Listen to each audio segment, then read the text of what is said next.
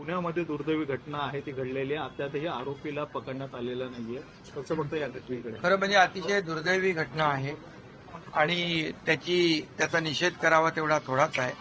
एक निंदनीय प्रकार या ठिकाणी आमच्या लाडक्या बहिणीच्या बरोबर घडलेला आहे आणि म्हणून मी स्वतः मुख्यमंत्री स्वतः त्याच्यामध्ये लक्ष घालून आहेत, अजितदादा लक्ष घालून आहेत. मी स्वतः पुणे पोलीस आयुक्तांशी बोललो आणि यावर कठोर कारवाई करण्याच्या सूचना सरकारच्या वतीने आम्ही दिलेल्या आहेत आणि आरोपी कुठल्याही परिस्थितीमध्ये तात्काळ त्याला अटक होईल, कारण त्याचे सगळे जे काही लागे बांधे आहेत ते सगळे पोलिसांच्या हाती आलेले आहेत. आणि लाडक्या बहिणींना आम्ही एसटीमध्ये जास्तीत जास्त प्रवास करता यावा, त्यांना सोपं व्हावं म्हणून 50% सवलतही दिली. परंतु अशा प्रकारचे नराधम त्यांच्यावर अत्याचार करत असतील तर त्या कुणालाही सोडलं जाणार नाही, त्यांची खैर केली जाणार नाही आणि अशा नराधमांना फाशीची शिक्षा झाली पाहिजे यासाठी सरकार पूर्णपणे प्रयत्न करेल. अशा प्रकारचं सरकारचं धोरण आणि भूमिका.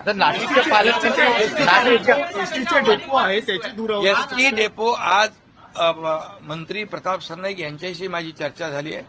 त्यांनाही मी सांगितलं ज्या आगारामध्ये अशा बंद पडलेल्या एसट्या आहेत त्यामध्ये असे गैरप्रकार होत आहेत, हे पूर्णपणे बंद झाले पाहिजे आणि या संपूर्ण सर्व डेपो मॅनेजरला अशा प्रकारच्या बंद पडलेल्या गाड्या या तात्काळ त्याचा निकाली काढल्या पाहिजे, लिलावात काढल्या पाहिजे. कुठल्याही परिस्थितीत गुन्हेगाराला कुठेही वाव मिळता कामा नये या दृष्टीने परिवहन मंत्र्यांनी सुरक्षा रक्षकांवर काल निलंबनाची कारवाई देखील केलेली आहे. कुणालाही यामध्ये एक्सक्यूज नाही, कुणालाही पाठीशी घातलं जाणार नाही. यामध्ये कठोर कारवाई या ठिकाणी एसटी परिवहन च्या वतीने आणि सरकारच्या माध्यमातून केली जाईल. कारण शेवटी आमच्या लाडक्या बहिणींची योजना जशी आम्ही केली तशाच लाडक्या बहिणी सुरक्षित राहिल्या पाहिजेत, हे देखील सरकारची भूमिका आहे. त्यामुळे अशा प्रकारच्या नराधमांना कुठेही कुणी सोडणार नाही, त्यांच्यावर कठोर कारवाई केली जाईल.